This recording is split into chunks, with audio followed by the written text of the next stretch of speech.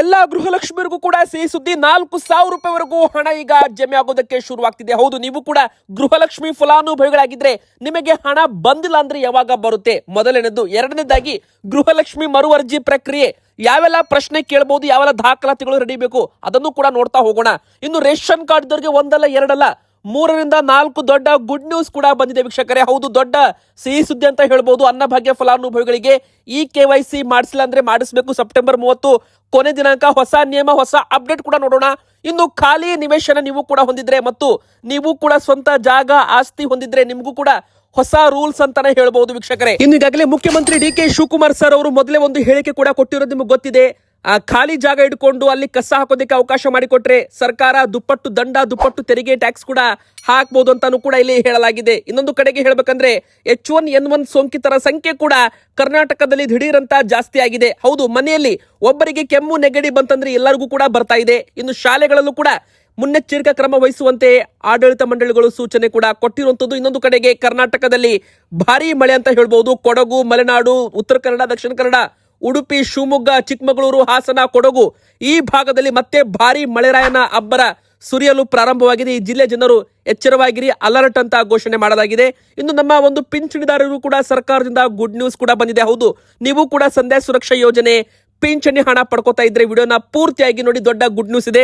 ಹಾಗೂ ನೀವು ಇನ್ನೂ ಕೂಡ ವಿಡಿಯೋಗೆ ಲೈಕ್ ಮಾಡಿಲ್ಲ ಅಂದ್ರೆ ಪ್ರತಿಯೊಬ್ರು ಕೂಡ ವಿಡಿಯೋಗೆ ಬೇಗನೆ ಲೈಕ್ ಮಾಡಿ. ಹಾಗೂ ಪ್ರತಿಯೊಬ್ರು ಕೂಡ ಕಮೆಂಟ್ ಬಾಕ್ಸ್ ಅಲ್ಲಿ ನಾವು ಕೇಳುವ ಒಂದೇ ಒಂದು ಪ್ರಶ್ನೆಗೆ ಉತ್ತರ ಕೊಡಿ. ನಿಮಗೆ 32ನೇ ಕಂತಿನ ಗೃಹಲಕ್ಷ್ಮಿ ಯೋಜನೆ ಹಣ ಅಕೌಂಟ್ಗೆ ಜಮೆ ಆಗಿದೆಯಾ, ಎಸ್ ಆರ್ ನೋ ಎಂಬುದರ ಮೂಲಕ ದಯಮಾಡಿ ಕಮೆಂಟ್ ಮೂಲಕ ತಿಳಿಸಿ ವೀಕ್ಷಕರೇ. ಅದರಲ್ಲಿ ಮೊದಲನೇದು ದೊಡ್ಡ ಗುಡ್ ನ್ಯೂಸ್ ಏನಪ್ಪಾ ಅಂದ್ರೆ 32ನೇ ಕಂತು ಹಣ ಈಗಾಗಲೇ ಜಮೆ ಆಗೋದಕ್ಕೆ ಶುರುವಾಗಿದ್ದು ಆಲ್ಮೋಸ್ಟ್ 80% ಗೃಹಲಕ್ಷ್ಮಿಯರಿಗೆ ಹಣ ಕೂಡ ಜಮೆ ಆಗಿದೆ. ಹೌದು, ನೀವು ಕೂಡ ಗೃಹಲಕ್ಷ್ಮಿ ಫಲಾನುಭವಿಗಳಾಗಿದ್ರೆ ಒಮ್ಮೆ ಬಾರಿ ನಿಮ್ಮ ಬ್ಯಾಂಕ್ ಖಾತೆ ನೀವು ಚೆಕ್ ಮಾಡ್ಕೊಳ್ಳಿ. 32ನೇ ಕಂತು ಹಣ ನಿಮಗೂ ಕೂಡ ಜಮೆ ಆಗಿರುತ್ತೆ. ಮುಖ್ಯಮಂತ್ರಿ DK ಶಿವಕುಮಾರ್ ಅವರೇ ಈ ಬಾರಿ ಹಣವನ್ನ ಬಿಡುಗಡೆ ಮಾಡಿ ಜಮೆ ಕೂಡ ಮಾಡಿರುವಂತದ್ದು. ಸೊ ಎಲ್ಲಾ ಗೃಹಲಕ್ಷ್ಮಿಯರಿಗೆ ಇದು ಗುಡ್ ನ್ಯೂಸ್ ಅಂತ ಹೇಳ್ಬೋದು. ಆದ್ರೆ ಇನ್ನೂ ಕೆಲವರು ಹಣ ಬಂದಿಲ್ಲ ಅಂತ ಕಮೆಂಟ್ ಮಾಡ್ತಿದ್ದಾರೆ. 30, 31, 32 ಈ 3 ಕಂತು 6,000 ರೂಪಾಯಿ ಹಣ ನಮಗೆ ಬಂದಿಲ್ಲ ಅಂತ ಕಮೆಂಟ್ ಮಾಡ್ತಿದ್ದಾರೆ. ವೀಕ್ಷಕರೇ ನೋಡಿ, ನಿಮಗೆ ಹಣ ಬಂದಿಲ್ಲ ಅಂದ್ರೆ ನೀವು ಎಲ್ಲ ಅಕೌಂಟ್ ಚೆಕ್ ಮಾಡಿರ್ಬೋದು, ನಿಮ್ದು ಅಕೌಂಟ್ ಎಲ್ಲ ಕರೆಕ್ಟ್ ಆಗಿದೆ, ನೀವು ತೆರಿಗೆ ಪಾವತಿದಾರರು ಕೂಡ ಅಲ್ಲ, ಆದ್ರೂ ಕೂಡ ನಿಮಗೆ ಹಣ ಬರ್ತಾ ಇಲ್ಲ ಅಂದ್ರೆ ಏನೋ ನಿಮ್ಮ ಅಕೌಂಟ್ ಅಲ್ಲಿ ಲೋಪವಾಗಿರೋ ಸಾಧ್ಯತೆ ಕೂಡ ಇರಬಹುದು.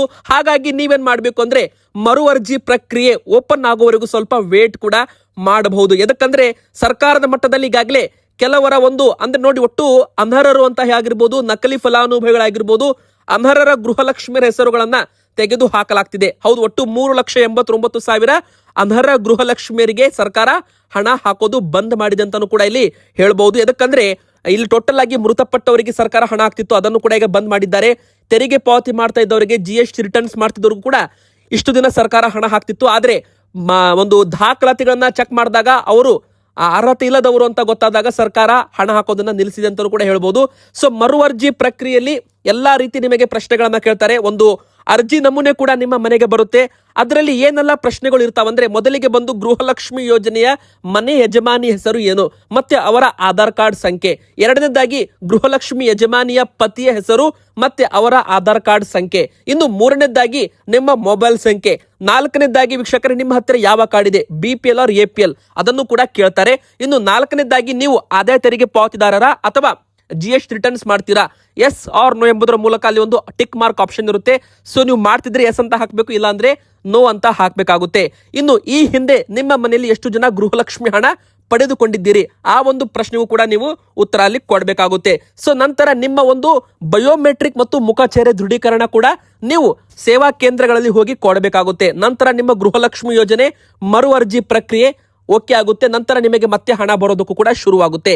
ಇಲ್ಲಿ ಏನಾದ್ರೂ ದಾಖಲಾತಿಗಳು ಮಿಸ್ ಮ್ಯಾಚ್ ಆದ್ರೆ ಅಥವಾ ನೀವು ಕೊಟ್ಟಿರೋ ದಾಖಲೆಗಳು ಸರಿಯಾಗಿರ್ಲಿಲ್ಲ ಅಂದ್ರೆ, ನೀವು ತೆರಿಗೆ ಪಾವತಿ ಮಾಡ್ತಾ ಇದ್ರೆ ಅವಾಗ ನಿಮಗೆ ಸರ್ಕಾರ ಹಣ ಹಾಕೋದು ಬಂದ್ ಮಾಡಬಹುದು ಅಂತ ಹೇಳಲಾಗ್ತಿದೆ. ಸೊ ಮರು ಅರ್ಜಿ ಪ್ರಕ್ರಿಯೆ ಕೂಡ ಇದೇ ಒಂದು SIR ಪ್ರಕ್ರಿಯೆ ಮುಗಿದ ಬಳಿಕ ಪ್ರಾರಂಭವಾಗುವ ಸಾಧ್ಯತೆ ಕೂಡ ಇರುವಂತದ್ದು. ಇನ್ನು 33ನೇ ಕಂತು ಹಣ ಕೂಡ ಸೆಪ್ಟೆಂಬರ್ ತಿಂಗಳಲ್ಲಿ ಬಿಡುಗಡೆ ಆಗುವ ಸಾಧ್ಯತೆ ಇದೆ ಅಂತ ಹೇಳಲಾಗ್ತಿದೆ. ಇನ್ನು ರೇಷನ್ ಕಾರ್ಡ್ ಇದ್ದವರಿಗೆ, BPL ಕಾರ್ಡ್ ಇದ್ದವರಿಗೆ, ಅಂತ್ಯೋದಯ ಕಾರ್ಡ್ ಇದ್ದವರಿಗೆ, ಅನ್ನಭಾಗ್ಯ ಫಲಾನುಭವಿಗಳಿಗೂ ಕೂಡ ಭರ್ಜರಿ ಗುಡ್ ನ್ಯೂಸ್ ಬಂದಿದೆ. ಮೊದಲನೇ ದೊಡ್ಡ ಸಿಹಿ ಸುದ್ದಿ ಏನಪ್ಪಾ ಅಂದ್ರೆ, ನೋಡಿ 3 ಲಕ್ಷ ಕಾರ್ಡ್ಗಳು BPL ಇಂದ APL ಕಾರ್ಡ್ಗೆ ಕನ್ವರ್ಟ್ ಆಗಬೇಕಾಗಿತ್ತು. ಆದ್ರೆ ಈಗ ಸದ್ಯಕ್ಕೆ ಅದನ್ನ ನಿಲ್ಲಿಸಲಾಗ್ತಿದೆ. ಹೌದು, ಲಕ್ಷಾಂತರ ಜನರಿಗೆ ದೊಡ್ಡ ಒಂದು ಗುಡ್ ನ್ಯೂಸ್ ಅಂತ ಹೇಳ್ಬೋದು. BPL ಕಾರ್ಡ್ ರದ್ದತಿ ಪ್ರಕ್ರಿಯೆ ಸದ್ಯಕ್ಕೆ ತಾತ್ಕಾಲಿಕವಾಗಿ ಬಂದ್ ಮಾಡಿದ್ದಾರೆ.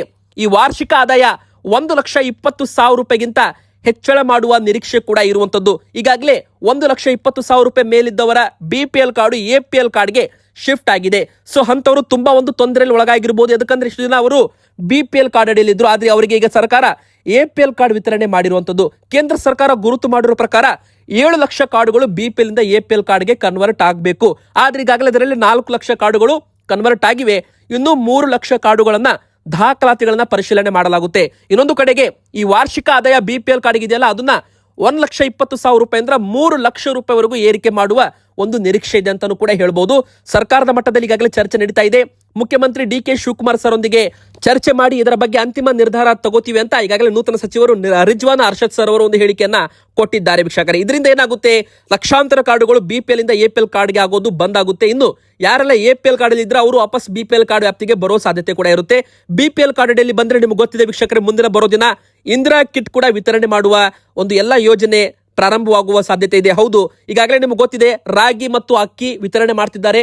3 kg ರಾಗಿ, 7 kg ಅಕ್ಕಿ, ಇದರಲ್ಲಿ 5 kg ಅಕ್ಕಿ ಕರ್ನಾಟಕ ಸರ್ಕಾರದ್ದು, ಇನ್ನು 3 kg ರಾಗಿ, 2 kg ಅಕ್ಕಿ ಏನಿದೆ ಕೇಂದ್ರದ ಪಾಲಿನದ್ದು ಅಂತ ಹೇಳಲಾಗಿದ್ದು, ಅದೇ ಪ್ರಕಾರ ನಮ್ಮ ಕರ್ನಾಟಕ ಸರ್ಕಾರದಿಂದ 5 kg ಅಕ್ಕಿ ಬದಲಾಗಿ ಇಂದಿರಾ ಕಿಟ್ ಮೂಲಕ ಅಡುಗೆ ಎಣ್ಣೆ, ಉಪ್ಪು, ಸಕ್ಕರೆ, ತೊಗರಿಬೇಳೆ ಈ 4 ಆಹಾರ ಸಾಮಗ್ರಿ ಒಳಗೊಂಡ ಒಂದು ಇಂದಿರಾ ಕಿಟ್ ಅನ್ನ ವಿತರಣೆ ಮಾಡಲಾಗುತ್ತೆ.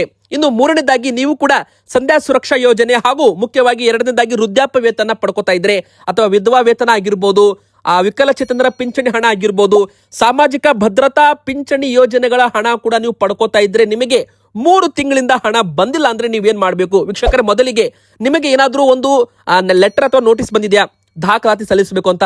ಇಲ್ಲ ಅಂದ್ರೆ ನೀವು ನಿಮ್ಮ ತಾಲೂಕು ಕಚೇರಿಗೆ ಹೋಗೋದ್ರ ಮೂಲಕ ಇದರ ಬಗ್ಗೆ ಹೆಚ್ಚು ಇನ್ಫಾರ್ಮೇಶನ್ ಕೇಳಬಹುದು. 2ನೇದಾಗಿ ಅಲ್ಲಿ ಏನಾದ್ರೂ ನಿಮ್ಮ ಆಧಾರ್ ಕಾರ್ಡ್ ಆಗಿರ್ಬೋದು, ನಿಮ್ಮ ರೇಷನ್ ಕಾರ್ಡ್ ಆಗಿರ್ಬೋದು, ನಿಮ್ಮ ಒಂದು ದಾಖಲೆಗಳನ್ನ ಮತ್ತೊಮ್ಮೆ ಸಲ್ಲಿಸೋದಕ್ಕೆ ಹೇಳಿದ್ರೆ ಅವಾಗ ನೀವು ಸಲ್ಲಿಕೆ ಮಾಡಬೇಕಾಗುತ್ತೆ. ಇಲ್ಲಿ ವಾರ್ಷಿಕ ಆದಾಯ 32,000 ರೂಪಾಯಿಗಿಂತ ಹೆಚ್ಚಿದ್ರೂ ಕೂಡ ಈಗ ನಿಮಗೆ ಪೆನ್ಷನ್ ಹಣ ಬರುತ್ತೆ ಅಂತ ಹೇಳ್ಬೋದು. ಈಗಾಗಲೇ DCM ಆದಂತವರು ಡಾಕ್ಟರ್ G ಪರಮೇಶ್ವರ್ ಸರ್ ಅವರು ಒಂದು ಹೇಳಿಕೆಯನ್ನ ಕೊಟ್ಟಿದ್ದಾರೆ. ಎಲ್ಲಾ ಸಾಮಾಜಿಕ ಭದ್ರತಾ ಪಿಂಚಣಿ ಯೋಜನೆಗಳ ಹಣ ಜನರಿಗೆ ಬರ್ತಾ ಇರಲಿಲ್ಲ. ಕಳೆದ 3 ತಿಂಗಳಿಂದ 32,000 ರೂಪಾಯಿ ಆದಾಯ ಮಿತಿ ಇದೆ, ಅದರ ಮೇಲಿದ್ದವರಿಗೆ ಪಿಂಚಣಿ ಹಣ ಬಂದಿಲ್ಲ. ಸೊ ಈಗ ಅದನ್ನ 1,20,000 ರೂಪಾಯಿವರೆಗೂ ಏರಿಕೆ ಮಾಡ್ತಿದ್ದೇವೆ.